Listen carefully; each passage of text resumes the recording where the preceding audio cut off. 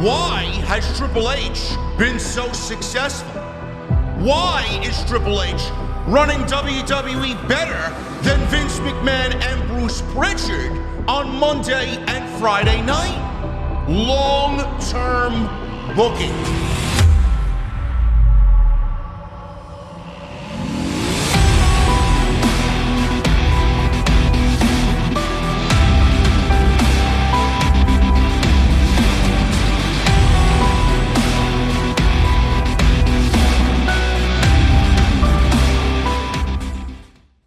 What is going on, guys? Thank you so very much for joining me right here on Off the Script. This is episode 449 for your October 23rd, 2022. I am JD from New York, as always, coming to you live from the OTS venue.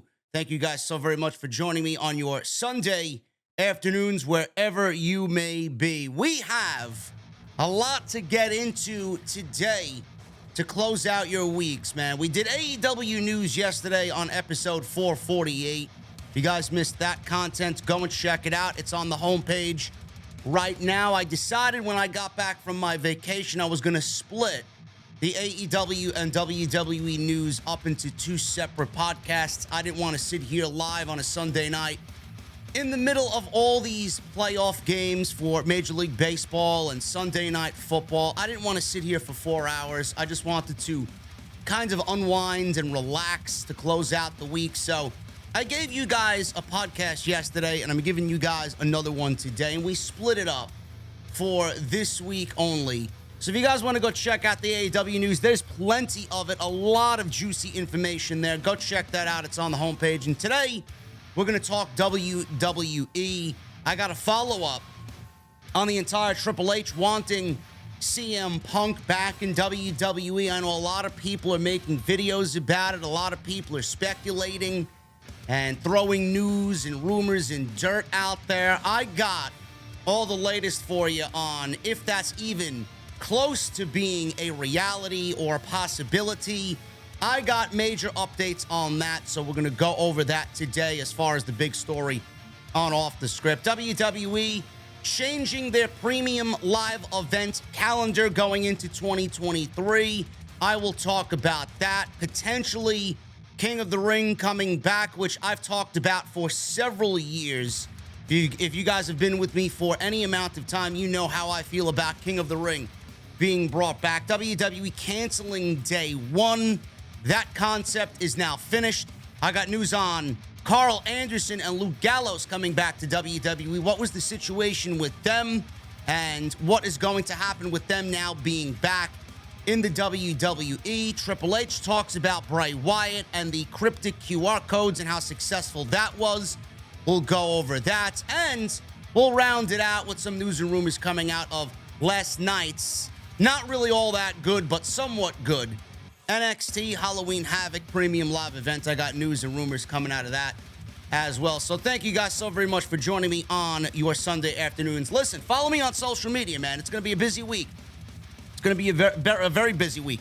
Go on social media. Follow me on Twitter at JD from NY206. That's Twitter, Instagram, TikTok, and Cameo. Links are down below in the description of this very video. I would appreciate it if you guys hit the subscribe button down below. Turn on the bell for all notifications. Make sure you guys are in the know about when I go live and when I upload videos such as this. So make sure you guys hit that subscribe button, and please do turn on that bell for all notifications. I'm going to need you to hit that thumbs up as well, because it greatly helps out the channel, man. I need 1,000 likes. And I know we'll get there, but I need 1,000 likes, if not more, minimum, right here on today's episode 449. Make sure you guys go check out all the other videos on the channel. It's on the homepage. Like I said, yesterday's podcast, 448. And then we were live on Friday night for SmackDown. And then again Saturday night with the NXT Halloween Havoc post show right here on OTS. If you guys want my all my thoughts on everything that came out of both SmackDown and NXT Halloween Havoc, go check out those post shows. They are live on the homepage. And today's show is sponsored by my great friends over at Audible. audibletrial.com/script. You guys are going to get 30 days free of their service, and that includes one free audiobook on the house. Who doesn't like shit for free, man? audibletrial.com/script. 30 days free, and you're going to get that one free audiobook. Let's start at the top, man. We got news on WWE Premium Live Events. This is pretty exciting stuff. WWE is planning, potentially, an annual Premium Live Event in the United Kingdom. Now, we all know how successful Clash of the Castle was. I thought Clash of the Castle was actually better than WrestleMania. I thought Clash of the Castle was very NXT TakeOver-esque with what Triple H did. 6 matches, quality over quantity. It didn't overstay its welcome.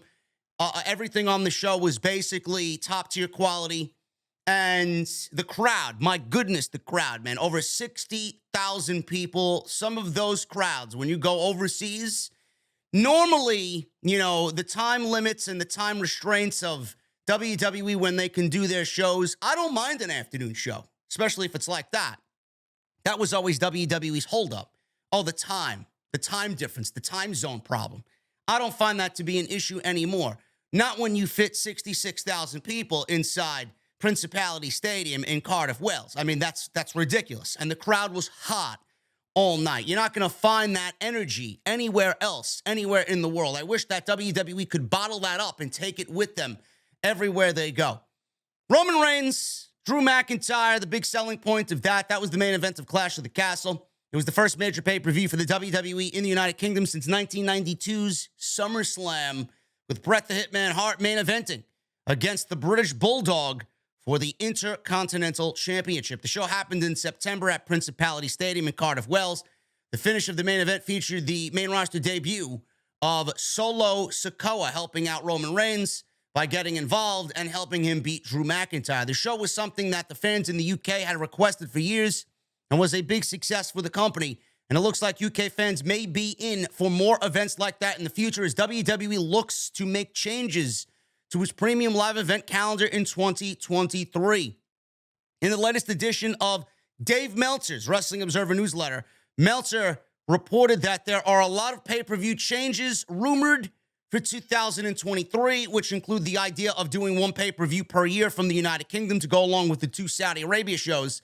The other change seems to be less gimmick-named pay-per-view shows, which is absolutely fucking music to my ears. And I know you guys are the same way. As previously reported, WWE has considered bringing back a gimmick tournament that could be used as a standalone event. King of the Ring. Now, I'll talk about that in a little bit.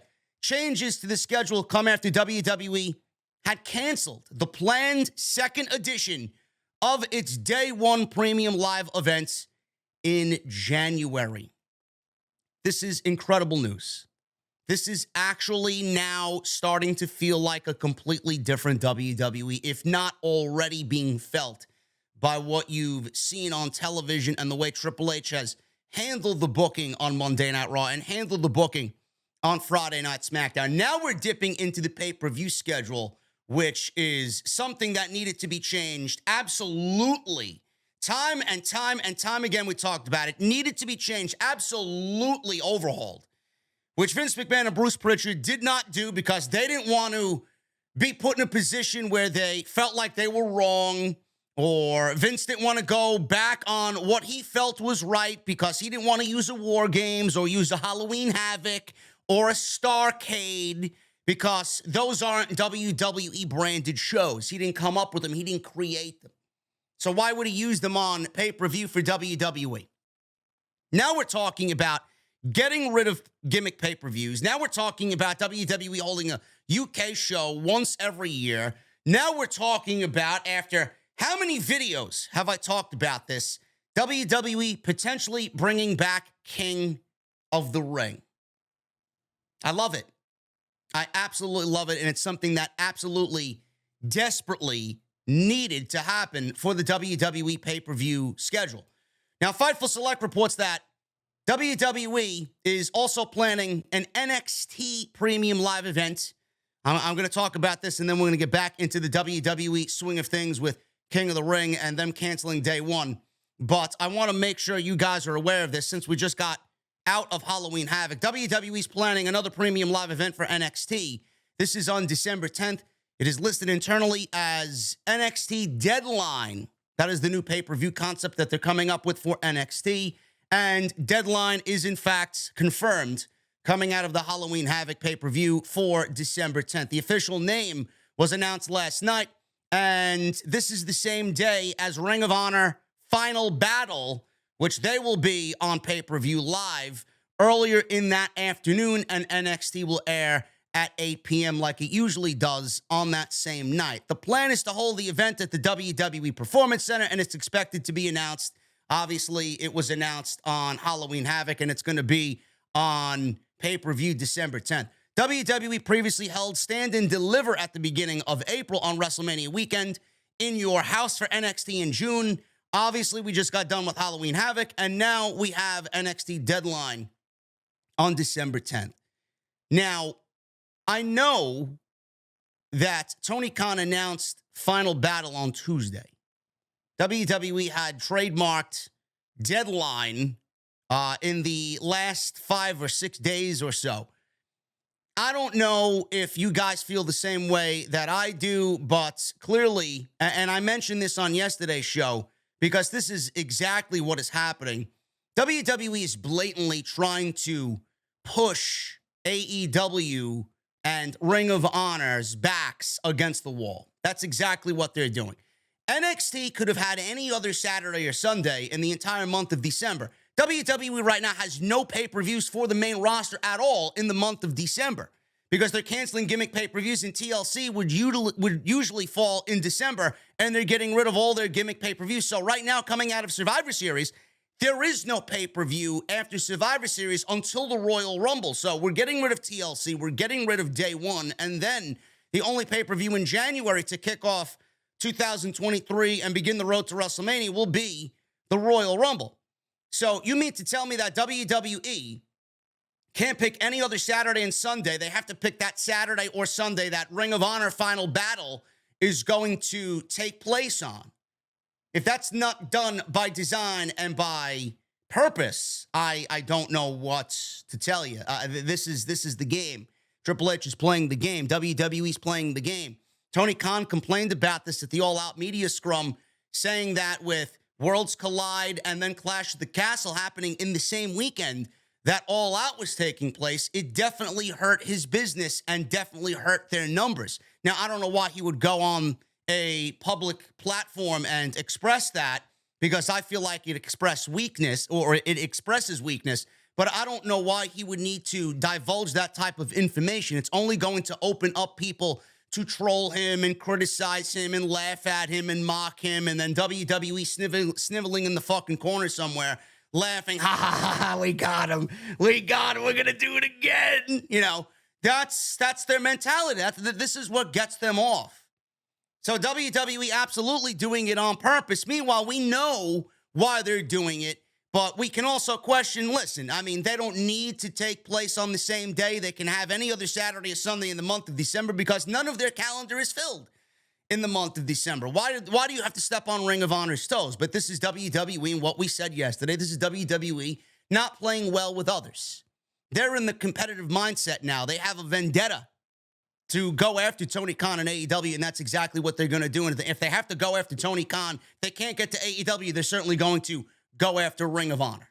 So that's exactly what's happening there. It's a little pathetic, it's a little lame and petty, but this is Triple H, and you're going to expect to see this more and more and more. And like I said, Tony Khan needs to play the game right back to Triple H, because if he's being bullied and this pettiness is happening on one side, Tony Khan should definitely play that petty game right back to WWE.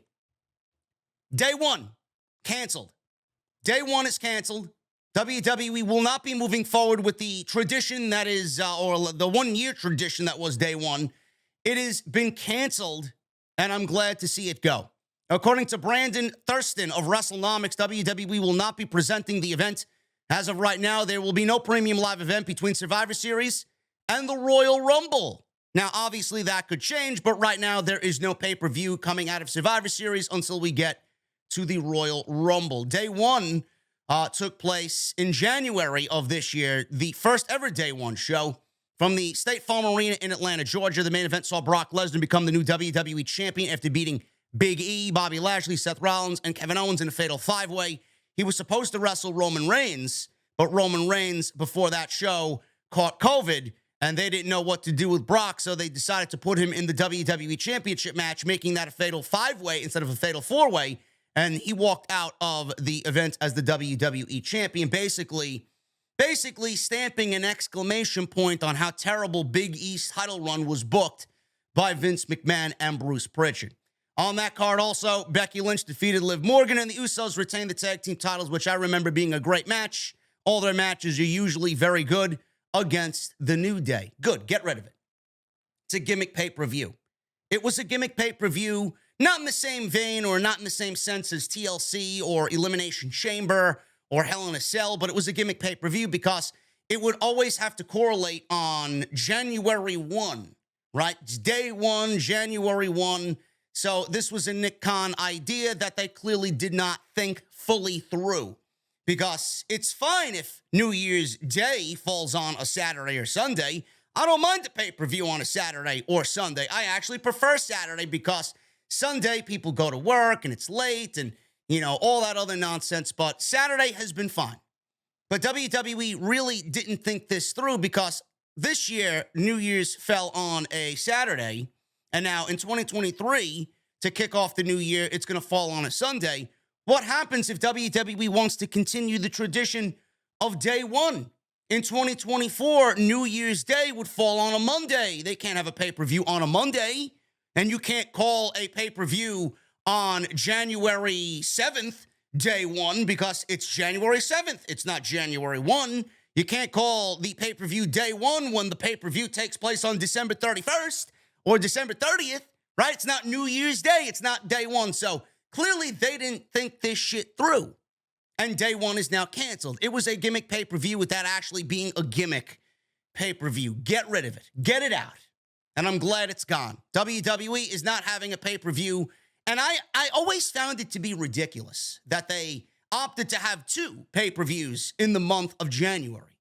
It's so stupid. They did the same thing with New Year's Revolution and whatever other concept they want to come up with. We don't need 2 pay-per-views in a single month.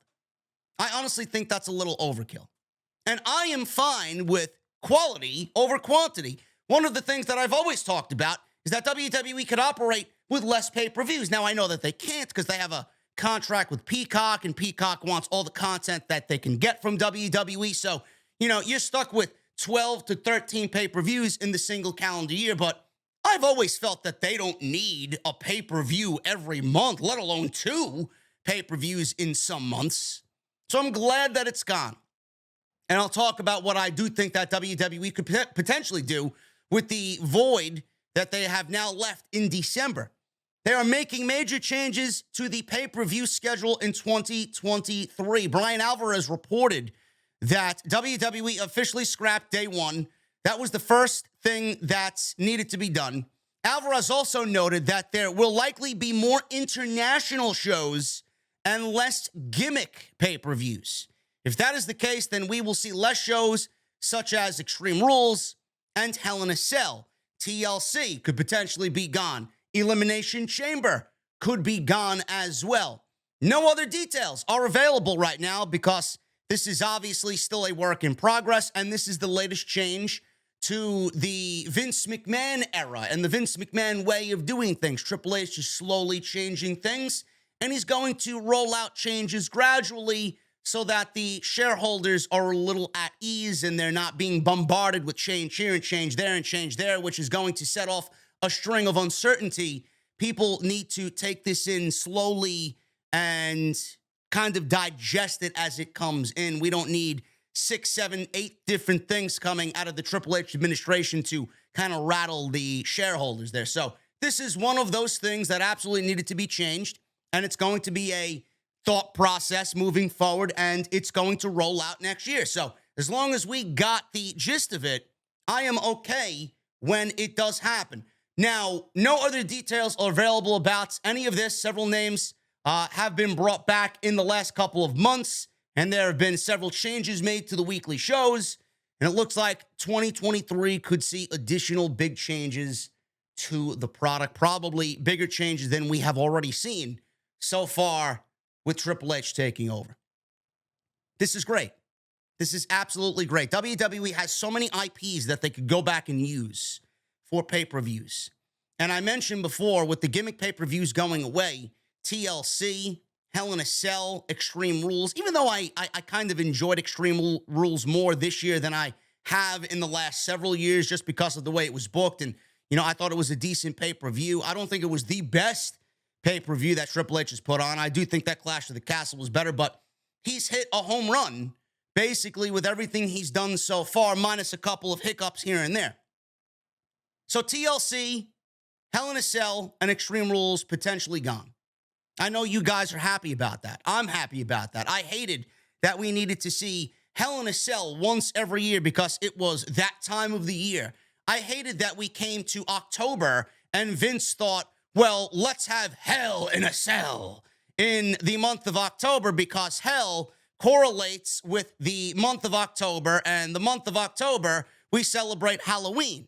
That was his mindset. That was Vince McMahon's mindset. That was Bruce Pritchard's mindset. And Bruce clearly and blindly followed whatever Vince McMahon did. I'm glad that that mentality is now done and finished. It was fucking lame. TLC. How many fucking TLC matches do we need to see? Or how many ladder matches do we need to see in a given calendar year? We see enough of them during the year, and now we have to have an obligatory fucking ladder match in the month of December because, well, it's TLC. It's December, so here we go. We got to get TLC matches. It's fucking lame. It's lame. Money in the Bank. I'd even get rid of Money in the Bank. I don't feel like Money in the Bank is a big pay-per-view for WWE anymore. It's a tired concept. They haven't done shit with the Money in the Bank briefcase in the previous years. Vince has embarrassed the Money in the Bank briefcase in several years. It hasn't been the same or felt the same in about 5 years now. I can't even remember when it was the last time it felt important. We got Austin Theory. He just showed up on NXT. Carrying around the briefcase, he's teasing the briefcase against Ilya Dragunov and Braun Breaker and JD McDonough, the fake JD, by the way. He's teasing a cash-in on those three guys at Halloween Havoc. We didn't see him last night on the pay-per-view, but this is Austin Theory carrying around the briefcase who went on WWE television for the last 3 months, teasing that he was going to become the youngest WWE Universal Heavyweight Champion, only to show up on NXT, and now tease that he's going to cash in against Braun Breaker. It's fucking lame. It's lame. And Vince hasn't done anything with the briefcase. I mean, look at what he's done with the women. Somebody wins the briefcase, they either cash in that same night or legitimately in that same fucking week to follow. It's ridiculous. It's ridiculous. You got a concept that you could build a storyline around for the next 12 months, and the first thing that they do is want to get rid of it immediately after somebody wins it. It's pathetic. Now, what I would do with the pay-per-view calendar, with the gimmick pay-per-views going away, the only one that I would keep is the Elimination Chamber. I always had this sentimental feeling towards the Elimination Chamber. Always. I felt like it was a great in-between on the road to WrestleMania. And especially it works now that we have two brands. If we were talking about a WWE without a brand split, then I probably would say, all right, let's get rid of it. We don't need it. But now that we're operating under two different brands and Triple H is trying to make Raw separate from SmackDown, and I love the fact that he's done that, I feel like it could really work in between the Royal Rumble and WrestleMania, because if one brand wins the Royal Rumble, then you could put the winner for, and I don't know how this is going to work because Roman Reigns is carrying both championships, but I'm talking about a normal year where one guy isn't holding both belts hostage. On a normal year, one brand could win the Royal Rumble, and to decide the other brand and the other championship match at WrestleMania, you got to go through the Elimination Chamber. So I love that fact, and I hope that WWE does keep it around. That's just me. I don't know how you guys feel about it, and I feel like the Elimination Chamber still has a place on the road to WrestleMania. Money in the Bank, I would get rid of it. I would get rid of that pay-per-view, and I would put the Money in the Bank concept and the Money in the Bank match back on WrestleMania's card. Instead of having an obligatory fucking Andre Battle Royal or a Women's Battle Royal, I would have a Money in the Bank ladder match for both the men and the women on WrestleMania's card. One on one night, the other on the other night.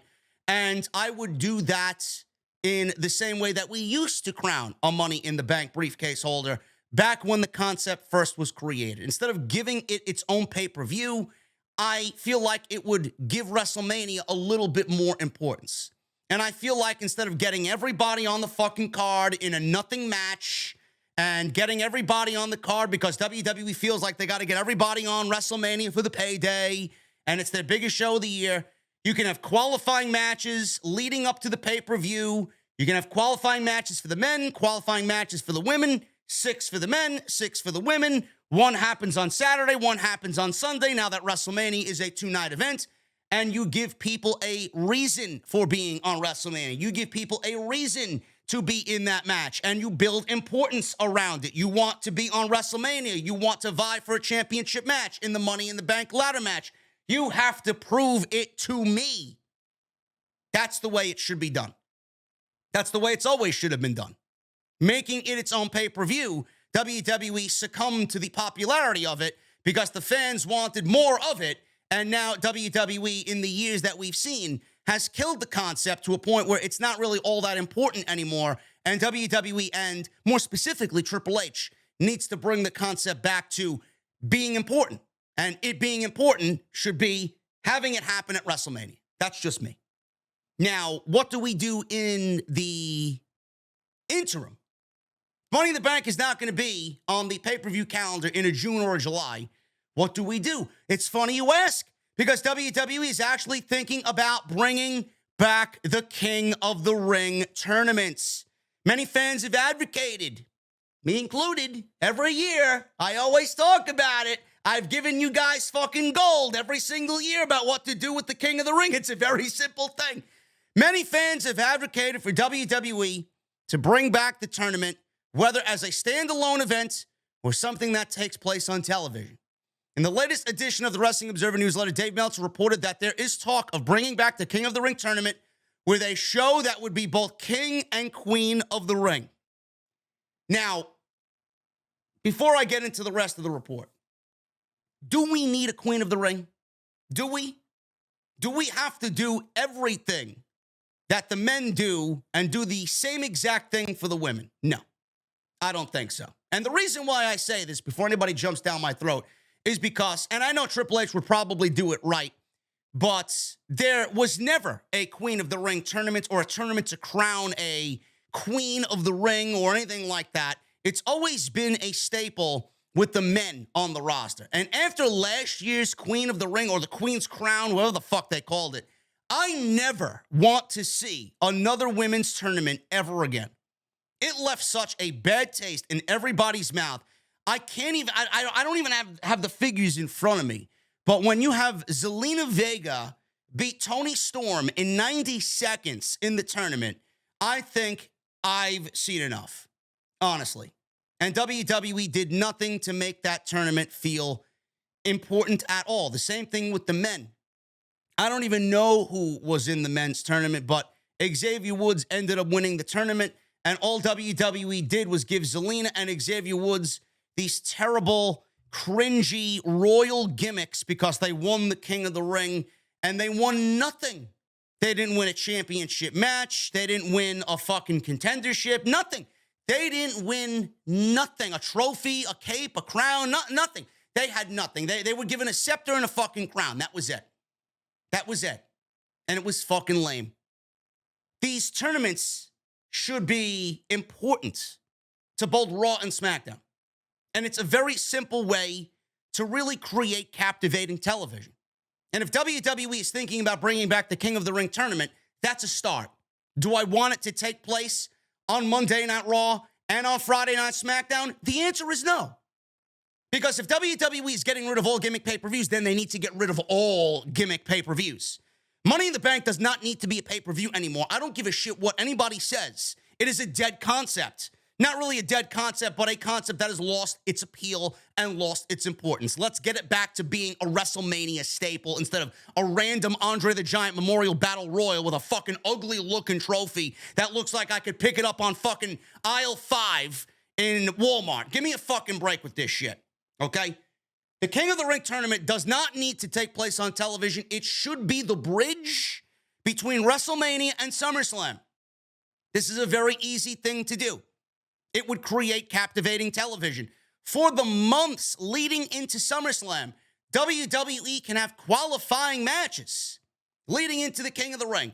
They have qualifying matches. You get into the tournament, and then you have the entire tournament happen the way it did in 1993 and all those other great years where we saw those King of the Ring tournaments on pay-per-view. You have an 8-man tournament that takes place throughout the entire evening. And not everybody needs to be on pay-per-view. Triple H has done a fantastic job of not overloading these pay-per-views. There's going to be pay-per-views where the world title doesn't need to be defended, or the Intercontinental Championship is not going to be defended. You save those for the television shows and you build importance for the television shows. Tag Team Championship's not going to be defended. Maybe one of the women's championships is defended. You have the entire tournament take place on one single show on pay-per-view. But how those men have got there, they have qualifying matches on Raw and SmackDown, and you build importance on Raw and SmackDown with these qualifying matches, and then get those people qualified to compete at the pay-per-view. 4 spots from Raw, 4 spots from SmackDown. You make it prestigious. You make it something that everybody wants to be a part of. If people are asking, well, JD, what about the women? Listen, I'm not saying you can't do a Queen of the Ring, but you can't do a King of the Ring and a Queen of the Ring on pay-per-view unless you dumb down the fucking tournament and give us only the finals on pay-per-view, the finals of the men and the finals of the women on pay-per-view, but then it's not really a King of the Ring tournament. It's a King of the Ring final. I don't really want to see that. If you want to have both, King of the Ring could be on pay-per-view and build the Queen of the Ring tournament on Raw and on SmackDown. It doesn't need to be on pay-per-view. Because obviously, one is greater and more important than the other, being that we've never even got one before in the past, and the first one that we got was a complete fucking abysmal disaster. So that's what I would do. The winner of the tournament, you are the number 1 contender based on where you come from. If you're Raw, WWE Championship, SmackDown Universal Championship, the winner, and whichever brand is represented coming out of King of the Ring, you are getting a championship match guaranteed at SummerSlam. Very simple. Very simple. I'm not speaking a fucking foreign language here. This is a very simple concept for Triple H to go out there and do for WWE television.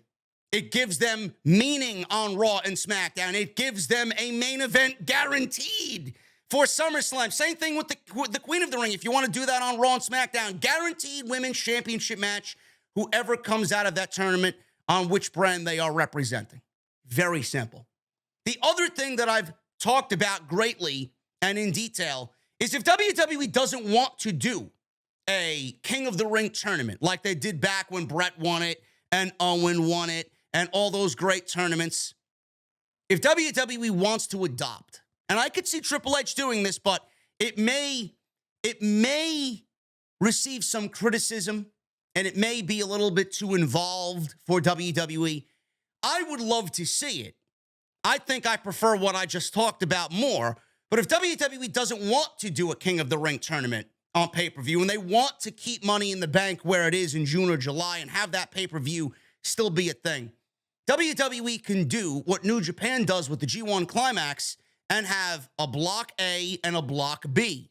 WWE can have 8 competitors in Block A and 8 competitors in Block B. Mix them up from Raw and SmackDown for 1 year only. This is the only time where you'll see Raw and SmackDown actually take part in something and go head-to-head. You have Block A and Block B, and you have round-robin matches on Raw and SmackDown, giving Monday Night Raw and giving Friday Night SmackDown a fresh look and a fresh feel, giving meaning to those shows, because every show leading up to the conclusion of this tournament is going to include a tournament match. The round robin thing is based on points. You receive points for winning. You are, I guess, I don't know how it actually works. Maybe you're deducted points if you lose, if you have a count out or a DQ. It's all based on a scoring system.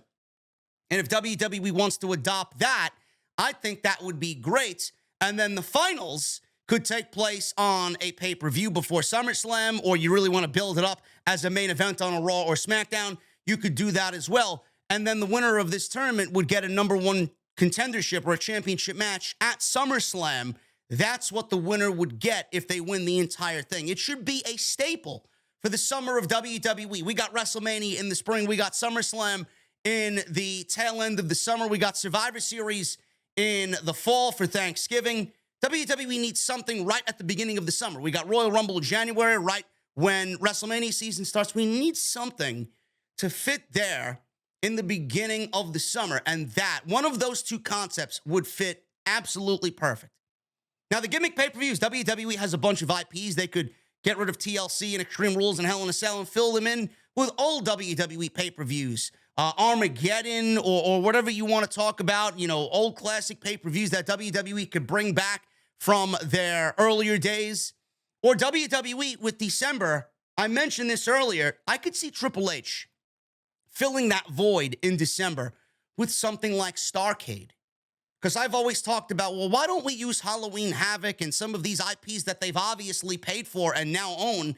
Why don't you use Halloween Havoc for October? That would be a great main roster pay-per-view, right? Instead of using it for NXT where they're just going to fucking sully the name after what we saw last night. Halloween Havoc in October.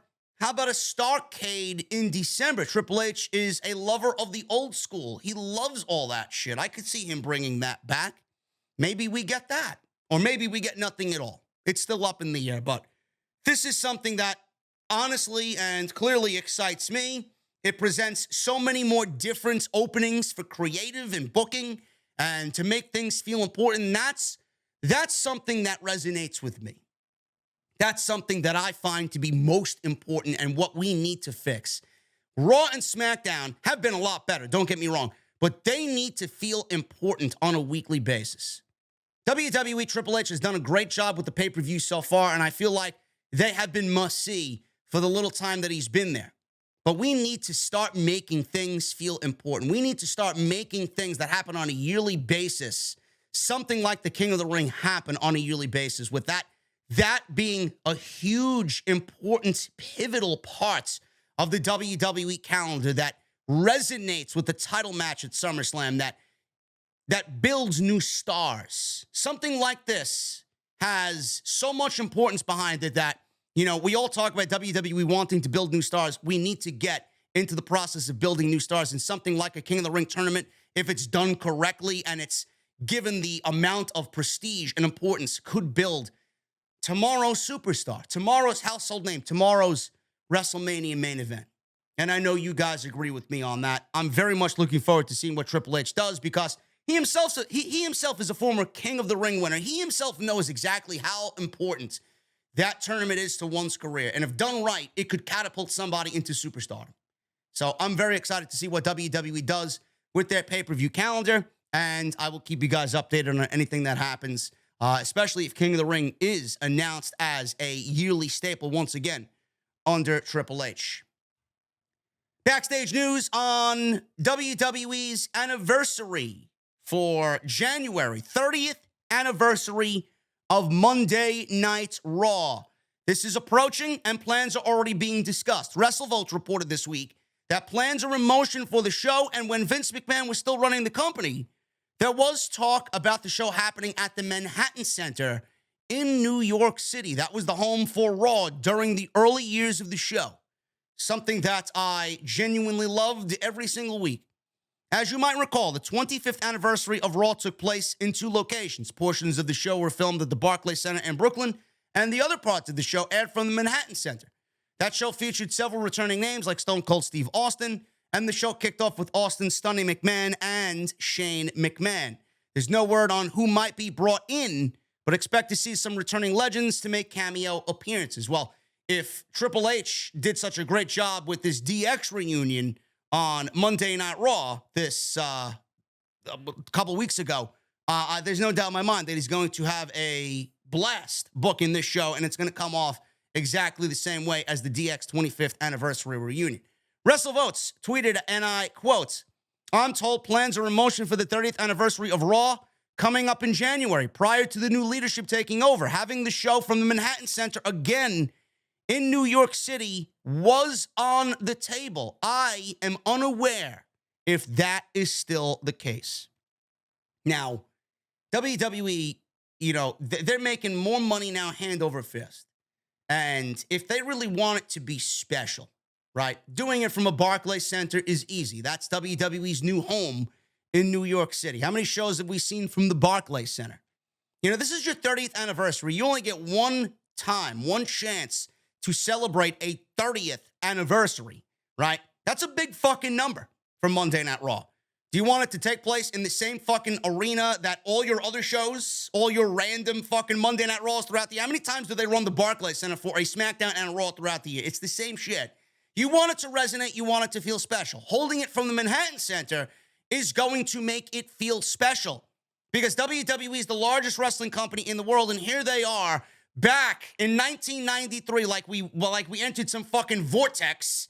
Back in 1993, it's the year 2023, but it feels like the first fucking Monday Night Raw back in January 1993. You got the siren going off. You got the Ico Pro fucking flags hanging from the Manhattan Center. You got the ring girls holding up fucking ring signs. And the commentary team, whoever they may be at that time, standing ringside wearing those fucking early 90s suits that they used to wear with the big WWE logo patched on like fucking AEW has. Jim Ross and Excalibur and Tony Schiavone wear. They got that big patched AEW logo on their fucking black suit jackets. That's what they need. The referee's wearing the fucking blue attire with the little black bow ties. The entrance that was light up LEDs like you guys remember back in the early 90s. That's what they need. The intimate crowd, the intimate setting of Manhattan Center. I understand that the WWE is always in the mindset of making money and making money and making more money. But having a show like this emanate from the Manhattan Center is not going to do anything to WWE. In fact, it's only going to make WWE look better in the eyes of the fans, and it's only going to make the show feel and look better when people are watching at home and people are there live experiencing it for whether it's the first time or, you know, the WWE product celebrating its 30th anniversary is going to give it that proper feel. So I hope that it takes place from the Manhattan Center because I wouldn't have anything else. Barclays, Madison Square Garden, it's all the same shit.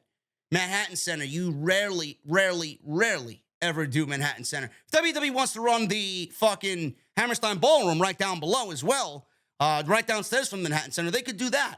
I'd love to see that as well. I love the Hammerstein Ballroom, but it's going to be up to WWE. I would do it. You only get one chance at this. Don't fuck it up. You can run Barclays Center at any given time you want.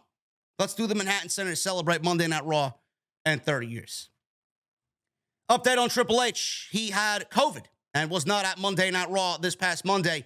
Fightful Select provided an update on both Triple H's condition and the episode of WWE Raw itself, confirming that although Triple H was sidelined with COVID, they heard that he's doing fine. Road Dogg helped run the show, and it was mainly written by Sunday evening. The October 17th episode of Raw, the first without Triple H present since taking over WWE Creative, saw a 1% drop in total viewership with a 10% drop in the 18 to 49 demographic. Triple H had previously undergone surgery, as you guys know, for a heart condition, which he had to step away from his corporate duties at WWE. And you guys know now he is head of WWE. All things creative is Paul Levesque. Now, I joked on social media, dog, please help us. And people didn't really understand. Maybe I need to elaborate for the fucking blithering idiots out there. I didn't expect Road Dogg to write the fucking show. I knew the show was written before they all even arrived at the arena. This is not Vince McMahon, okay? I didn't expect Road Dogg to write the fucking show. The show was already written, planned ahead of time because this is Triple H. This is not Bruce. This is not Vince. This is not fucking people power. No, this is a different day and age. But Road Dogg, he helped facilitate things backstage. He was sitting where Triple H was sitting, running the show with the headset on, making sure things flowed the way that it did. Now, I heard from people that Monday Night Raw didn't really feel all that, I would say, exciting on Monday. It was a little boring compared to some of the people that I talked to, comparing shows from this week to last week and the week before that. But listen, Triple H can't be there on every given week. He's going to have time off for sickness, and he's going to have time off to do other things, maybe a meeting or something like that. He's not going to be there every week, but this is why Triple H has assembled a team around him of people that he trusts to know that the job is going to get done when he's not there. So as long as he's all right, Triple H will be back on Monday Night Raw, and things will feel like normal this coming Monday. Ric Flair.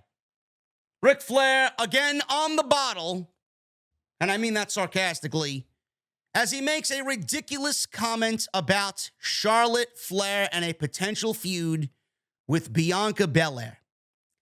Now, Ric Flair, you may love him, you may hate him. I don't know why we continue to talk about guys like Flair and Conan and Eric Bischoff and all these fucking irrelevant hacks. Disco Inferno, these irrelevant hacks. They say shit because they know people are going to talk about it, and we fall for it every single time, hook, line, and sinker. And this is no different. But I have to call this out because obviously Ric Flair is a ridiculous, ludicrous old man. He was on his podcast, which is called To Be a Man podcast. Ric Flair talked about a potential Bianca Belair and Charlotte Flair match at WrestleMania, comparing it to its, if booked correctly, could be as big or bigger than Stone Cold Steve Austin and The Rock. Oh, man. And Ric Flair's a fucking comedian, man. Ric Flair is on the same line of fucking retardation than the Impact fans telling me that I need to watch Impact and review Impact on a weekly on Thursday. Give me a break, man. Flair said this, and I quote, no inclination as to whether or not this will happen. But I think Ashley, if she wrestles Bianca Belair at WrestleMania, it'll be as big as Rock and Austin if they build it right. Oh, man. They are two of the best athletes ever. Clearly, Rick, she's your daughter. What else the fuck would you say? Two of the best athletes ever that I've seen in my career to ever be in the same women's division. There are some other great workers, but for pure athletic ability, Bianca Belair and Ashley stand out. They could be two of the best athletes in the company. I'm not kidding. Both are legitimate Division I athletes with credentials. Charlotte Flair has not appeared on WWE TV since she lost the SmackDown Women's Championship to Ronda Rousey at WrestleMania Backlash in May, though reports have emerged that the Queen may be on her way back soon to WWE. I can't wait to see the android back in action. Nobody wants to see Charlotte Flair back in action, okay? Ric Flair himself has wrestled more recently than Charlotte Flair, which is a fucking terrible thing to think about, competing in his last match over SummerSlam weekend back in July. Now, I understand that Charlotte has her fans, and I understand Bianca has her fans as well. And Bianca's fantastic. Don't get me wrong. I think Bianca Belair is excellent at what she does. She's an inspiration. WWE, they are pushing her, and you could see why they have pushed her to the top spot on WWE television, holding the Monday Night Raw Women's Championship. Her story is a great story. Now, I don't want you to take this out of context. I don't want people to make this about race like they usually do. I don't want people to say that JD is negative and all this other shit. But to compare this to The Rock and Stone Cold Steve Austin, who were at the heights of wrestling's fucking kingdom when they were around as number 1 and number 1A in WWE, the height of wrestling's popularity, led by Stone Cold Steve Austin and The Rock, two of the greatest that will ever step foot in the ring. Nobody will ever duplicate what The Rock and Stone Cold Steve Austin have done. You will never find another Stone Cold Steve Austin. You will find nobody that even comes close to that. You will find nobody that ever does what The Rock did or come close to what The Rock did. These are two athletes that have transcended all of space and time in this business and in this industry. There will never be another Rock and Stone Cold. To go out there like Ric Flair, who he himself, there will never be another Ric Flair, for he himself to go out there and say such a ludicrous fucking statement is beyond comprehension. It is so fucking unfair for him to say. It's not, listen, I understand that's his daughter, but there's no truth behind that whatsoever. First of all, nobody is watching pro wrestling like they did back when Stone Cold and The Rock were main eventing WrestleMania. Nobody. WWE has lost fucking 80% of its audience from that point. Nobody is watching wrestling like they were when Stone Cold Steve Austin and The Rock were main eventing WrestleMania and were at the height of their popularity. That's number one. Number two, you're comparing Charlotte Flair and Bianca Belair to Stone Cold and The Rock, which, again, is fucking ludicrous because I just said there will never be another. I don't give a fuck who you think you are or what you think you are or what you like. They are not to be compared to The Rock and Stone Cold Steve Austin. Number 3, women's wrestling, though a great thing, is not a draw. And I mean this wholeheartedly. I love Sasha Banks. I think Bianca Belair is great. I love Bayley. I think some of the ladies in NXT are very good, right? But it is not a draw. WWE has their problems with the women's division. WWE has their problems creatively with the women's division. WWE's women's division, they are some of the lowest rated segments on Monday and Friday night. So for Ric Flair to go out there and say that it is going to be a bigger match or on the same level as The Rock and Stone Cold Steve Austin, he is absolutely out of his fucking mind. And I would love to know what the man is drinking when he's not recording his podcast, because I'd love a fucking shot. Seriously. What an absolutely ridiculous statement. Nobody's watching the show for the return of Charlotte Flair. Nobody's watching Monday Night Raw to watch Bianca Belair. Nobody is going to watch WrestleMania for a Charlotte Flair and Bianca Belair match. Not with what is rumored to be on that show. By the end of that weekend, it will be a forgotten match. You will be talking about everything else that happens on that night, especially if The Rock comes back, especially if Cody wins a major championship, and everybody else that they have planned or rumored to be coming back to the WWE at that point. Rey Mysterio and Dominic Mysterio, rumored to be having their father and son match at WrestleMania. I mean, give me a fucking break. Becky Lynch and Ronda Rousey, rumored to be wrestling at WrestleMania. What if Sasha Banks comes back and she has a major match against Bayley at WrestleMania? Nobody is going to be specifically tuning in to see Bianca Belair and Charlotte Flair. What a ridiculous fucking statement to make. By the time you get to work on Monday, nobody's going to be talking about Charlotte Flair and Bianca Belair. And I guarantee you, Charlotte and Bianca, great at what they do, yes. Okay, I can't take away that Charlotte's a great wrestler.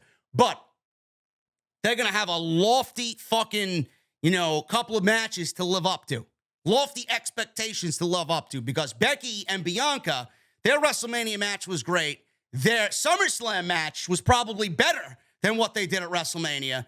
And you're going to ask these two ladies to go out there and live up to everything else that has happened while Charlotte Flair was away?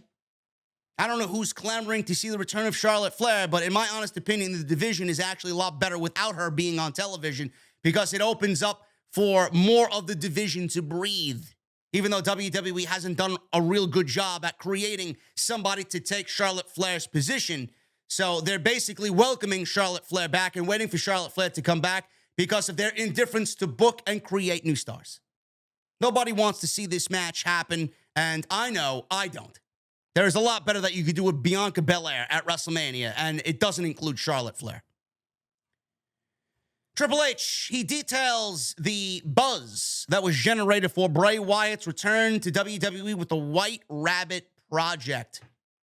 He spoke with The Wrap, who's broken some WWE news articles in the past. WWE's head of creative Triple H gave some insight into planning for Wyatt's return with all the teases that were done to send its fans down a literal rabbit hole of speculation for weeks.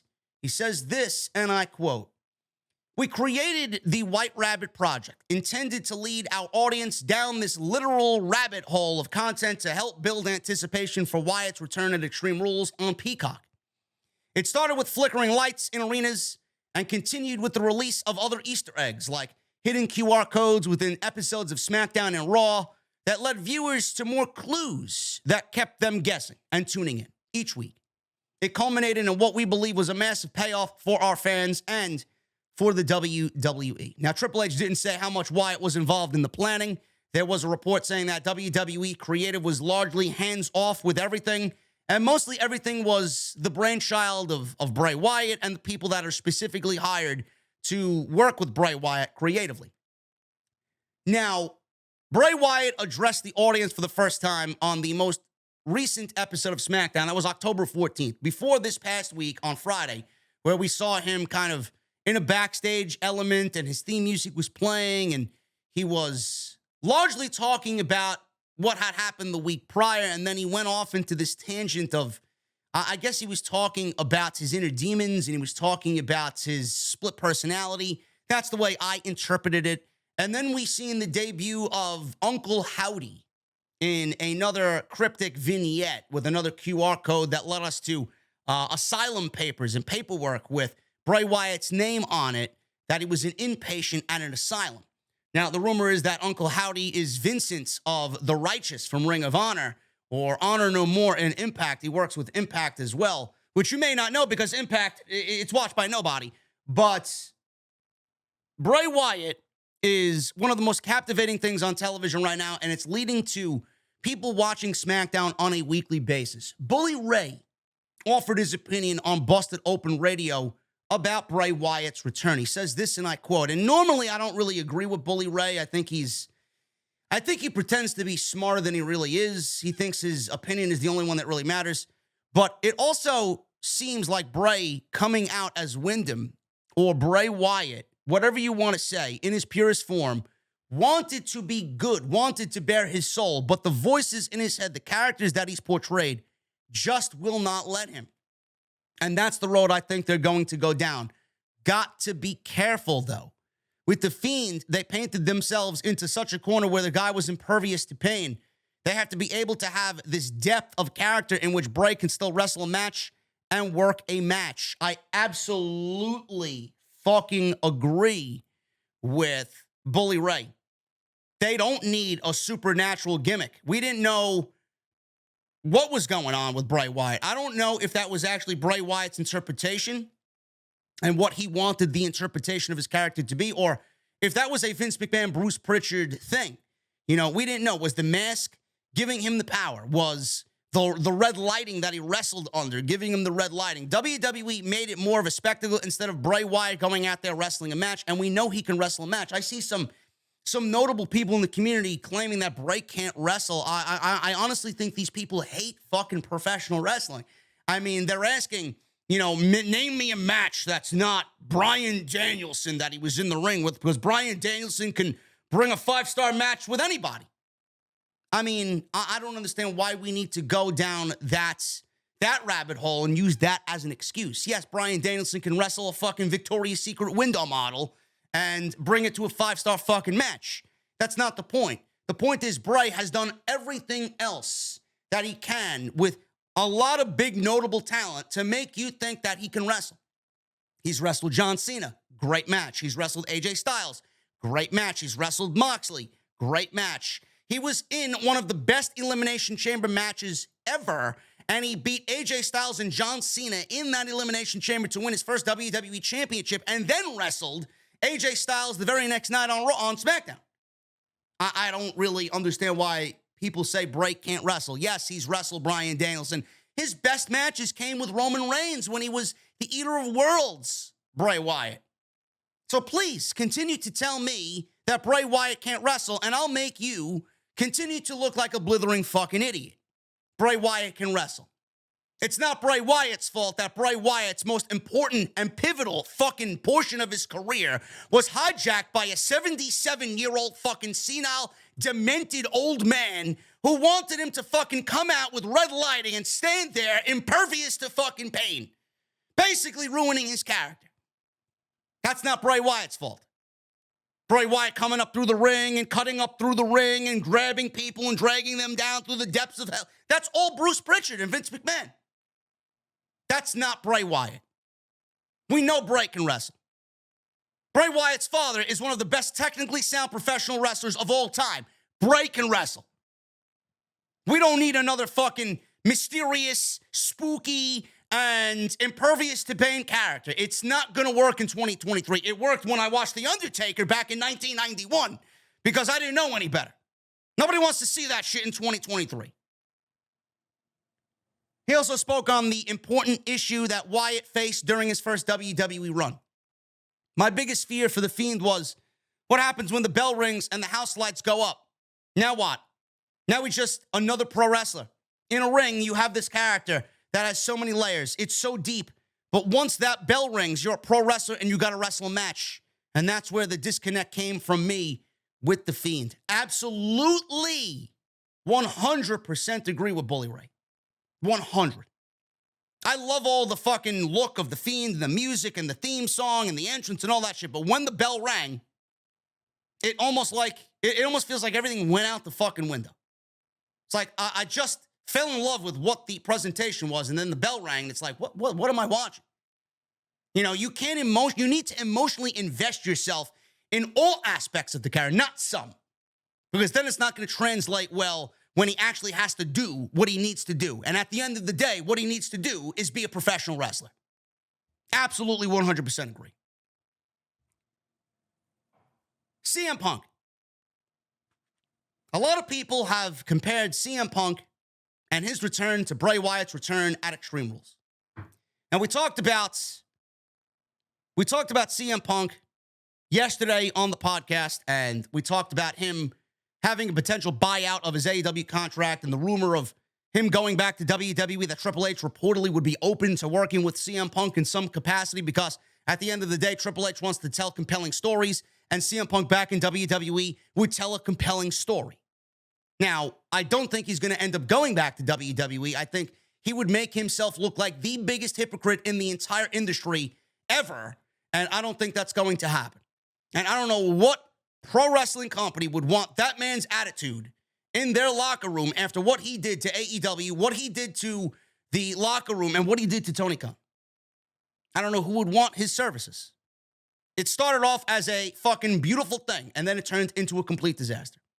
I don't think he goes back to WWE, and I don't know how he would walk into that locker room and face all the veterans that he, for years, neglected, ignored, and talked shit about, who run that locker room, to walk back into that locker room making what will be a pretty fucking penny. Some will be making less than CM Punk, and you know that for a fact, and I do think that was a determining factor in what caused problems in AEW. How everybody felt CM Punk coming in, making $5 million a year and being the face of the company. You know, I could see people in the locker room feeling, well, what about my fucking spot? I got another ex-WWE guy here. This guy in CM Punk coming into AEW.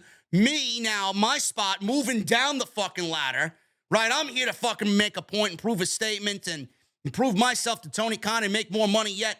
$5 million goes to CM Punk. I can't even fucking lobby for a goddamn raise because I'm not getting any more opportunities. I'm not getting as many opportunities as I was or what I was promised with AEW being the alternative. And here, another ex-WWE guy comes into the company to steal our spotlight. Meanwhile, it should have been looked at as a good thing. But Tony Khan didn't really, he didn't really hide his emotions. He made CM Punk like he was fucking Jesus Christ walking into that locker room. He neglected everybody else and gave all his attention and all his resources and his fucking friendship and his time to CM Punk. And it's not a good look. And it did not end up a good look because that jealousy resonated with the elite, and the elite were brought in to be the fucking faces of the company here. Tony Khan basically giving CM Punk all of his fucking time, neglecting Kenny Omega and the Young Bucks, and they're looking at their fucking contracts, and we're like, we're the fucking, you brought us in to fucking run All Elite Wrestling. We're the fucking guys. And here, CM Punk is coming into the company making 10 times more than they are. It was a snowball of varying aspects. Ego, jealousy, pettiness, Colt Cabana, just a bunch of different fucking things. Lack of leadership. It was a disaster. Tony Khan has learned the hard way about how he needs to start running a wrestling promotion. But that doesn't mean CM Punk is going to go back to WWE. That doesn't mean Triple H is going to welcome him with open arms. That doesn't mean the WWE locker room is going to welcome Phil Brooks with open arms after what he did over here. There was a follow-up on CM Punk. A very influential name in WWE would vote no on bringing back CM Punk. Who that influential name is, it could be anybody. It could be Stephanie McMahon. It could be Randy Orton. It could be John Cena. It could be The Undertaker. It could be anybody. We don't know. We don't know. It could be Nick Khan. It could be Kevin Dunn. It could be Bruce Pritchard. We don't know who it is. During a recent PW Torch audio show, Wade Keller of the PW Torch talked about some of the issues between Punk and AEW, and then he talked about what someone with influence in WWE said about Punk possibly returning. Keller said, and I quote, "Quite a few people I spoke to had become familiar with Punk over the years and had predicted when he signed with AEW that his stint with AEW wouldn't go well and wouldn't last long, citing his personality and his general history of discontent. Keller added that Punk was a needle mover with ratings and pay-per-view buys, especially in his first match with the company, but not in a game-changing way, and that meant that he had less sway in the locker room. And I mentioned this on yesterday's show. If Punk goes to WWE, it's not going to be a game-changing situation. We're not going to see ratings all of a sudden go through the roof to 3 and 4 ratings on Monday and Friday night. If AEW couldn't achieve that with Punk after all this time and the fucking glorious and monumental return he had, what do you think WWE is going to do? They're going to fall into the same boat that AEW was in. It's going to be a flash in the pan, one-off. It's going to be great for the first night, and then things will quickly revert back to normal. And he's just going to be there. WWE's brought in Lesnar how many fucking times, and we haven't seen a ratings increase at all that could be labeled game-changing. WWE brought in Ronda Rousey for the second stint, and we haven't seen anywhere close to it being game-changing. WWE's brought in celebrities like Logan Paul, who has multi-millions of fucking fans. None of it has been game-changing. Pat McAfee, none of it has been game-changing. So you mean to tell me that CM Punk is going to go join WWE and all of a sudden it's going to be game-changing? The only thing that's changing right now, is I already hear it in my fucking headset, is people quickly, the geeks, the virgins, the fucking online incels, quickly deleting their fucking tweets of hatred towards AEW and CM Punk to pretend that they were always pro CM Punk. Blasting AEW for CM Punk being in AEW, and now all of a sudden praising him that he's jumping back to the good side, quote unquote. CM Punk would not be a game changer in WWE. He would not fit into the current landscape of WWE. There's not really one person I would love to see CM Punk feud with in WWE outside of Roman Reigns, and we know how that would end anyway.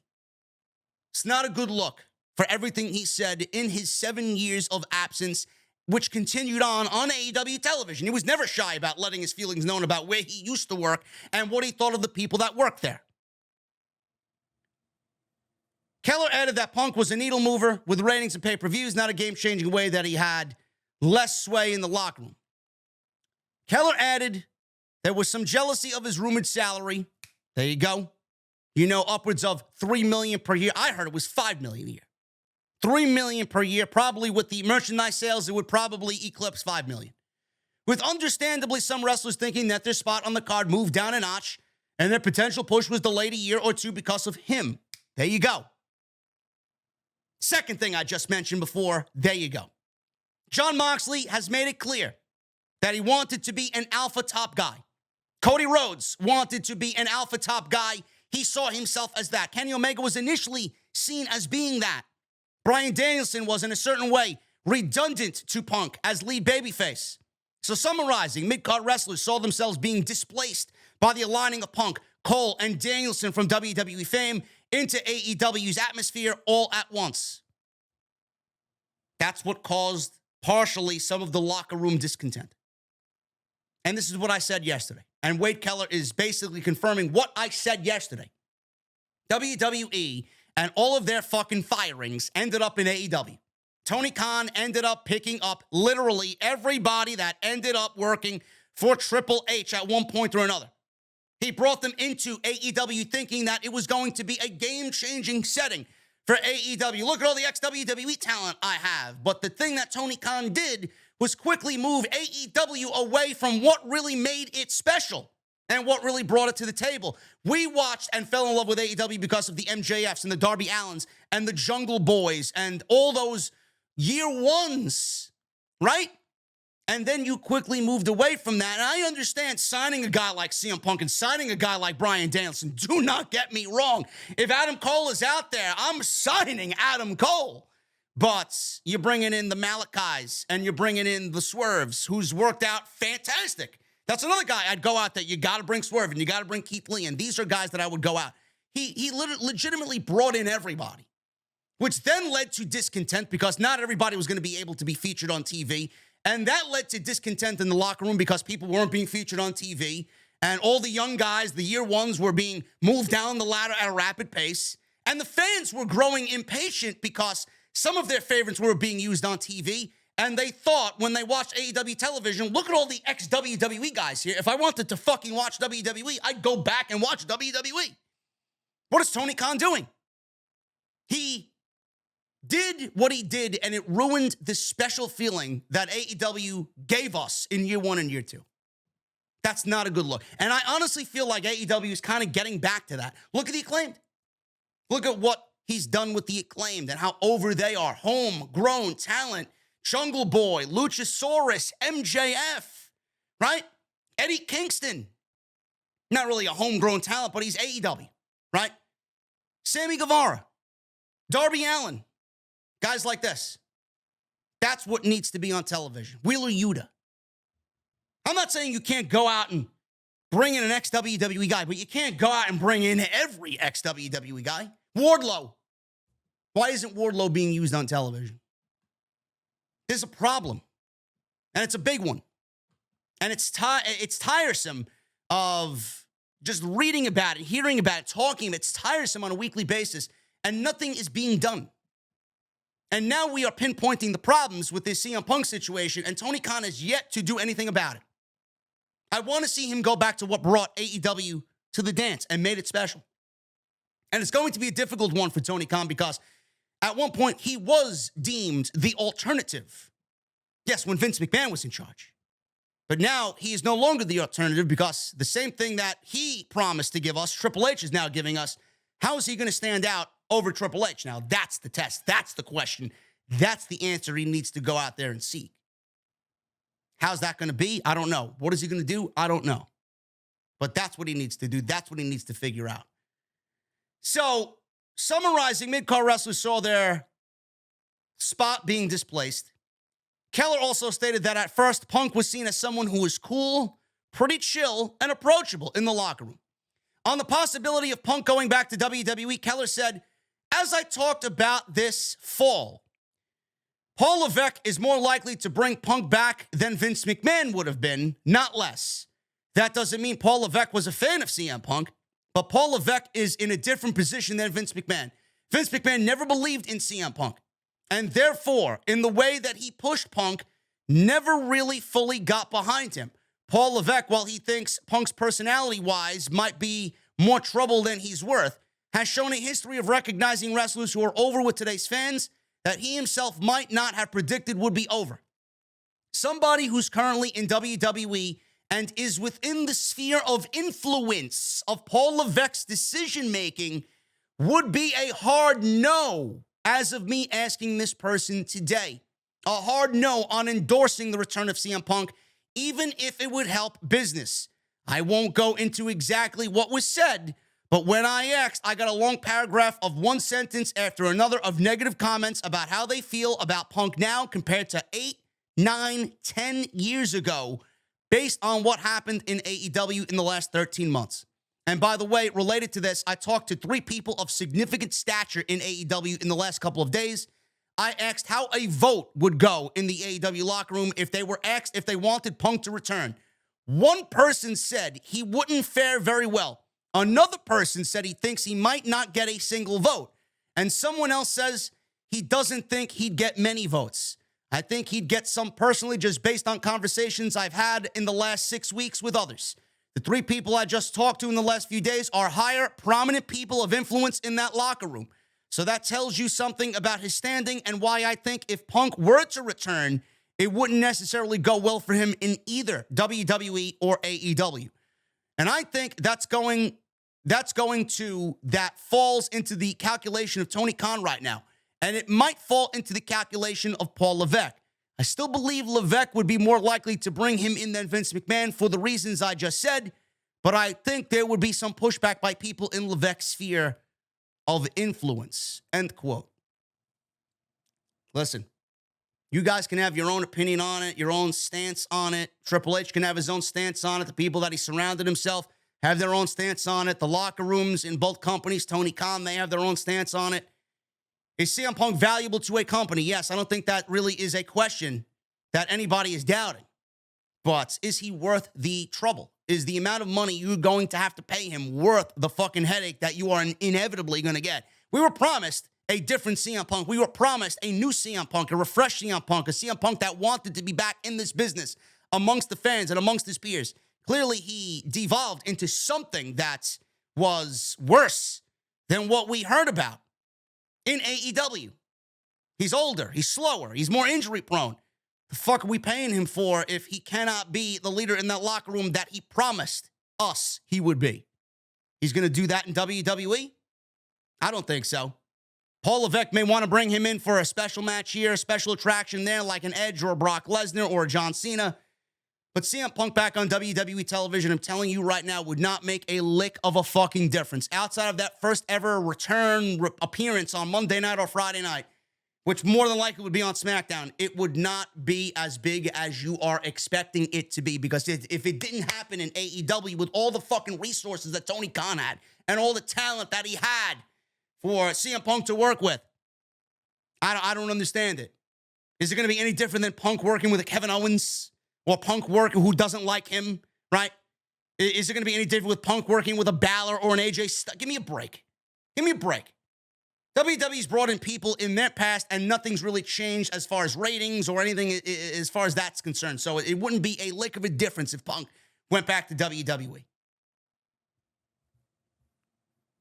Unanimously, no. I don't know what to tell you. Moving on. Let's go to Monday Night Raw. JBL returned to Monday Night Raw. Thank God I didn't watch. John Bradshaw Layfield is going to be featured on television in the near future a little bit more frequently. JBL was used as a top heel during the Ruthless Aggression era, where he was WWE champion, and he helped make John Cena a top star by putting him over at WrestleMania 21. He retired from in-ring action to become a play-by-play commentator, where he sucked, before returning to wrestling once again. In recent years, he's been used as a commentator and a pre-show analyst. JBL, according to PW Insider, there was talk at last Friday's SmackDown that JBL would be at the next several Raws in some capacity. There was also talk over the weekend that he would be at Monday Night Raw more frequently. JBL appeared on an episode of SmackDown in September, where he offered to be a manager for Happy Corbin, who was on Monday Night Raw as Baron Corbin, led by JBL, and JBL says that a trade was facilitated between Raw and SmackDown to bring Baron Corbin to Raw in exchange for Rey Mysterio, and Corbin is undergoing an edgy character change, moving away from the Happy Corbin gimmick. I don't know, man. This is like, you could splash a fresh cone of paint over the bullshit that is Baron Corbin, and it's still going to smell and look like bullshit. Honestly. JBL managing Baron Corbin when JBL himself is not really an entertaining aspect of WWE television. It's not going to bode well for Baron Corbin. Baron Corbin already gets go-away heat. JBL is the definition and personification of go-away heat. So now we are adding go-away heat to go-away heat, and it's not going to result in anything that is worth watching. Plus, Baron Corbin's outfit on Monday Night Raw. Well, who'd he wrestle? Dolph Ziggler for like 15 minutes? Baron Corbin looks like a ridiculous individual with what he's wearing to the ring.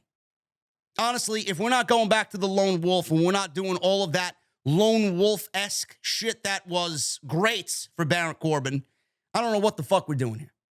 Baron Corbin right now is led by JBL, and from what I saw, Baron Corbin still does not have an entertaining... I don't even know if he has a gimmick at all. What is his gimmick?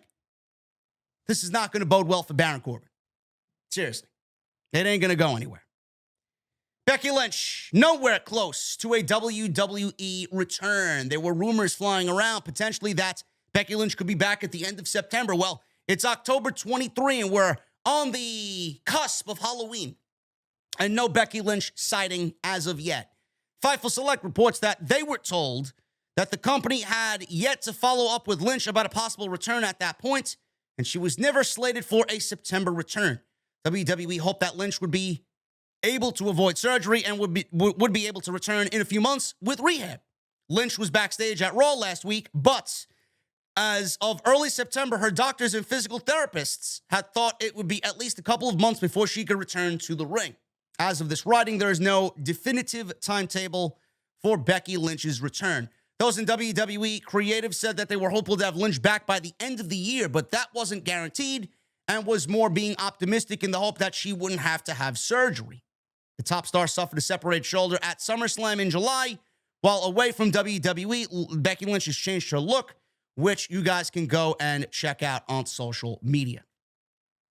This falls in line with the same line of thinking about Cody Rhodes. Do they need Becky Lynch back? The only reason why I would bring Becky Lynch back is because she would be a shoo-in, absolutely fantastic addition to WWE's War Games match for the ladies that will see Bianca Belair and her team go up against Damage Control and who they have planned to team alongside them going into War Games. It would fit like a glove. We got Bianca, we got Candice, we got Asuka, we got Alexa, we got Becky. There's your 5. Then we got Bayley, we got Dakota, we got Io, we got Sasha, and we got Naomi. There you go, right? 5-on-5 War Games. You got a bunch of top-tier acts there. There you go. It could be something that ends up being a history-making moment. Becky would fit in like a glove there. But if she's not back by War Games, I mean, I'm not going to lose sleep over it. And this is why I said it's very reminiscent of the Cody Rhodes situation. Cody Rhodes should be ready to come back by the end of November, early December. But with WWE, with the injury timetable that they have given him, they gave him 9 months. He'll be back before that and be ready to go before that. But they're intentionally going to save him for the Royal Rumble. They need Cody, but he's not absolutely, oh my God, we need to get Cody Rhodes back on television. So same thing with Becky Lynch. WWE is doing everything that they can to, get us through Crown Jewel and get us through the Survivor Series at War Games. And Becky Lynch is not going to be needed back on television.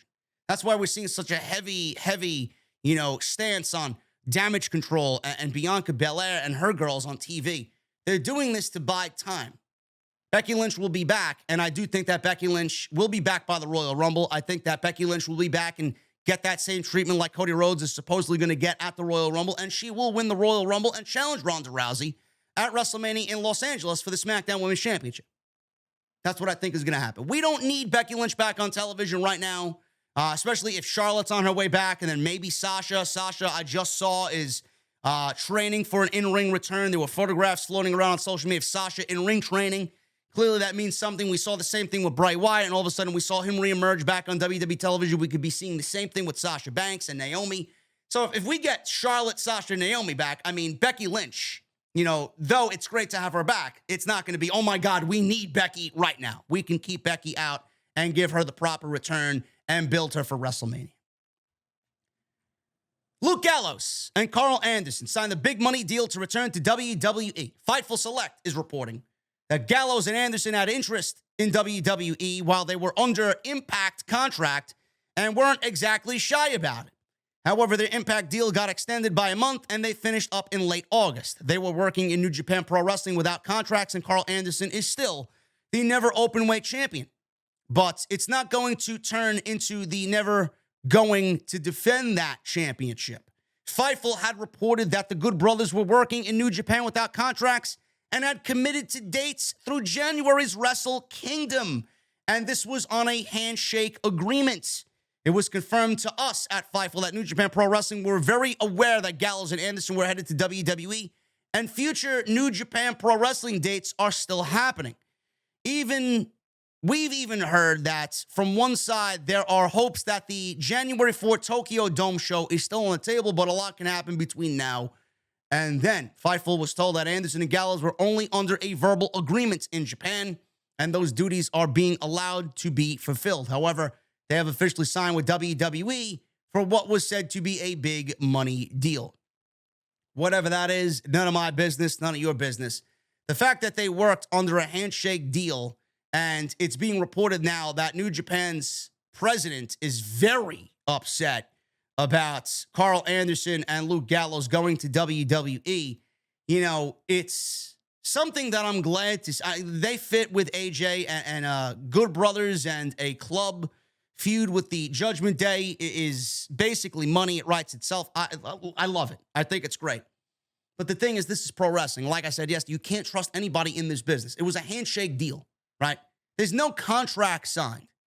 WWE is going to get what they want because they have every fucking resource imaginable to get who they want at any given time, right?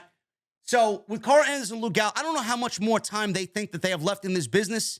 if they got a great money deal, big money deal from WWE, and they were going to get nowhere close to that with Impact and New Japan, they jumped at the opportunity to take care of themselves, and they know that this may be the end of the road for themselves.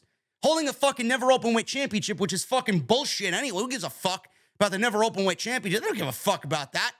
But if Karl Anderson is in the right frame of mind and he's a man, he would go and defend that championship. Now, he may actually want to do that. He and Luke Gallows may want to work Wrestle Kingdom and work New Japan. But does WWE ever give off the impression that they play well with others? No. So more than likely, Karl Anderson, if by chance he's working the New York show that New Japan is doing, he may drop it there. At some point, he may have to give up the championship because WWE is not going to allow him to compete on New Japan Wrestle Kingdom. I could be wrong, but WWE doesn't really allow their other talents, or their talents, I should say, to go work with other promotions. I don't know. We'll see what happens. And Triple H, he was the guy that we all looked upon to say, you know what, if there is a forbidden door, people were claiming this was a forbidden door. No, it's not. It's not. There's nowhere close to being a forbidden door. We always labeled that Triple H would be the one to play well with other promotions. And it seems like Triple H is honestly putting his foot down with a lot, and he's really just focused on making WWE the best that it could be. And he's not really giving a shit about other promotions, especially with what he has now planned out, mapped out, a worldwide takeover. We're seeing takeover Europe, takeover Japan, takeover Mexico, all of the plans that he had brought into existence before they blackballed him and removed him from power. All of that plan is now going to be back on the table. Triple H doesn't want to play well. Triple H wants to play in that sandbox all by himself. Switching gears to NXT before we wrap things up here on Off the Script 449. I hope you guys have enjoyed the show up until this point. Shawn Michaels reveals that WWE plans for the WWE to get out of the Performance Center for upcoming premium live events. Speaking with Scott Fishman of TV Insider, Michaels was asked whether he sees NXT shows like Halloween Havoc being held in traditional arenas moving forward. Now, clearly, Halloween Havoc took place at the Performance Center, which doesn't really give off premium live event vibes. But Shawn Michaels said this, and I quote, "Absolutely. As you mentioned, we started with the Florida Loop, or the Coconut Loop, as we call them. We've briefly discussed getting out for our premium live events. Do we want to do that by the end of the year or start at the beginning of the new year? We had Stand and Deliver for WrestleMania weekend, which was the first of many of our talents being out of the Performance Center. It's certainly something we want to get back to doing. We have every intention of doing that. We're actually having talks on how we want to go about executing that. This will go beyond shows in the state of Florida for certainly premium live events, but regular live events as well. As you know, this is part of the developmental process. They have to get out there and perform on the main roster all around the world. They might as well get their feet wet in NXT. If WWE wants to even bring the pay-per-views to Full Sail University, it would be a fucking welcome change to the environment for the premium live events. Now, I don't know how likely that is, but I would love to see that, especially for the premium live events, if they're not going to leave Florida for the time being. You're not going to be filling a Barclays Center like NXT TakeOver New York, okay? They did it with Stand and Deliver, and I guarantee you they had no more than 3,000 people fill that fucking arena for Stand and Deliver. NXT is not a brand that is being highly sought after. You're not going to watch NXT and see 16,000 fucking people fill an arena to watch Black and Gold like they used to do back in the day. If WWE wants to bring NXT on the road, fine.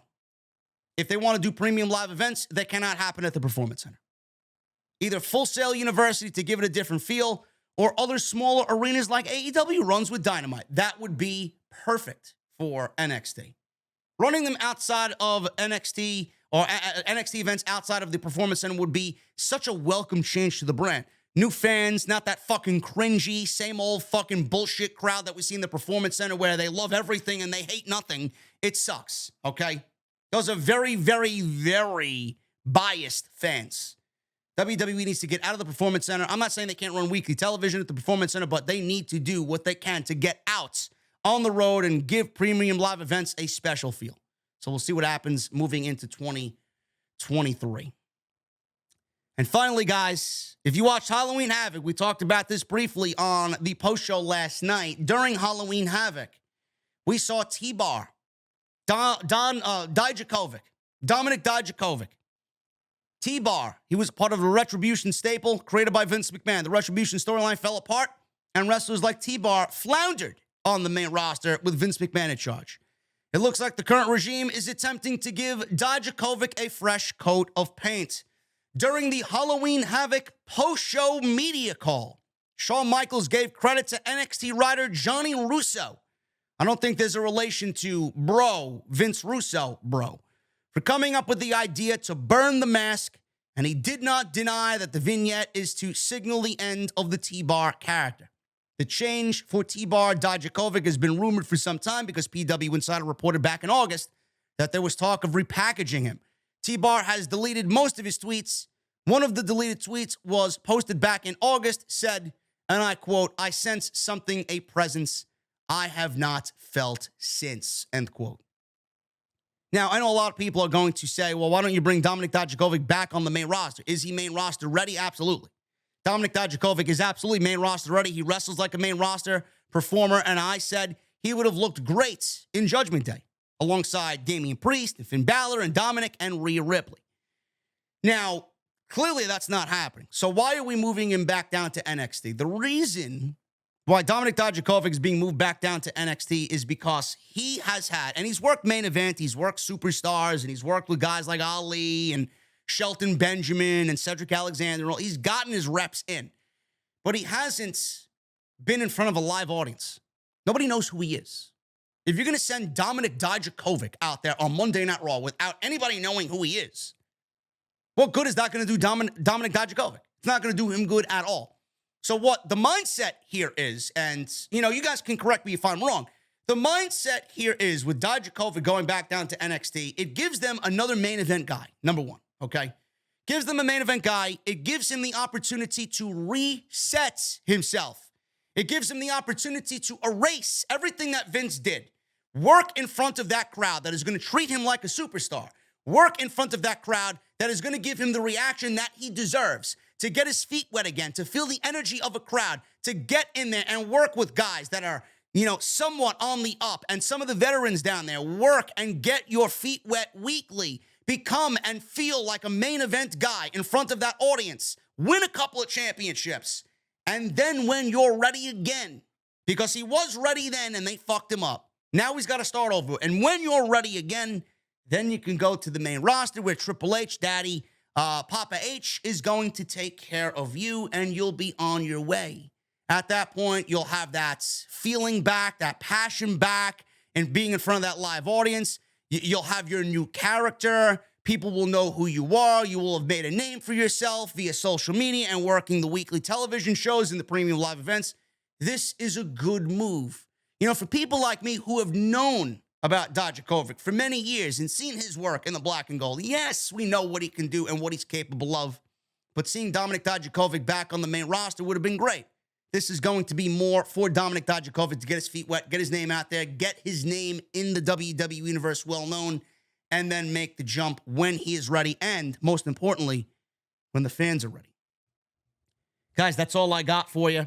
Thank you so very much for all of your support. I wanted to go live tonight, but you gotta understand, going live when there's a Phillies Padres game, a Yankees Astros game, which is a clinching game for the Astros, basketball, and Sunday Night Football. I mean, who the fuck is going to end up watching me, right? So I figured you guys can get this. You'll watch it at your earliest convenience and at your leisure. It'll be in your sub boxes. I don't have to set a time and a date when you guys want to watch other things. You can watch me during the commercials of all these different games and sporting events that are on. So that's the reason why I wasn't live this week. We'll pick that up next week, and we'll start fresh on Monday. But the one thing I'm happy about is that I got everything that I might have missed when it was dropped earlier in the week because I was on vacation in Ireland. We are now completely caught up on all of the WWE and AEW news right here on Off the Script. And that makes me very happy, man, because I love giving you guys the news and I love expressing my opinion in this great community. Anyway, guys, follow me on social media at JD from NY206. That's Twitter, Instagram, TikTok, and Cameo. Make sure you guys hit that thumbs up, 1,000 likes minimum on today's OTS 449. Hit that subscribe button down below. Turn on the bell for notifications. And go check out all the other content that you might have missed that is on the homepage right now. SmackDown on Friday, NXT Halloween Havoc on Saturday night, and yesterday's episode 448, AEW edition of Off the Script. Go and check that out, all on the homepage right now. Guys, the next time you'll see me is with the brand new week of content we got coming up, a little bit of extra, and we got Monday Night Raw live tomorrow night. I'll be back in the venue live on Monday night right here on Off the Script. Guys, enjoy the rest of your weekend, and I'll see you back live for Monday Night Raw.